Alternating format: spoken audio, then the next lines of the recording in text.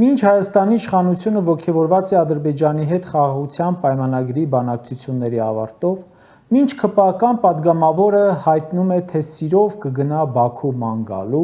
մինչ կառավարությունը Հայաստանի հարկատուների փողերով թուրք լրագրողների է բերում Հայաստան, որ հետ գնան վատ ռեպորտաժներ սարքեն, Պաշտպանության նախարարությունը օրը 10 անգամ հերքում է ադրբեջանական կողմի հայտարարությունները, թե հայկական բանակը խախտել է հրադադարը։ Խաղաղության պայմանագրի շուրջ բանակցությունները ավարտել են ու խոսում են այն մասին, որ խաղաղություն չի կարող լինել, Ադրբեջանի արտգործնախարարն էր երեկ ասում նաև։ Խաղաղությունը հեռու է։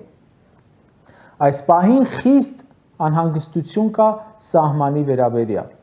Ամեն օր ճնշումներ են գործադրում հրադադարի խախտման մասին կեղծ լուրերով։ Ցավոք պետք է արձանագրենք, որ մենք սահմանային անվտանգություն չունենք ու տեսանելի ապագայում չի էլ սպասվում Հայաստանի սահմանային վիճակը, գյուղերի ձևը, դիրքը փոխվել է պատերազմի ու հետագա հանձնումների արդյունքում։ Ու չես կարող ասել, թե որևէ մի տարածք ամրացվել է, պաշտպանված է։ Տավուշն այսօր ամբողջությամբ թշնամու տեսադաշտում է ու Աստված մի առասցե լարվածության դեպքում հազարավոր բնակիչներ ռեալ վտանգի տակ են հայտնվում։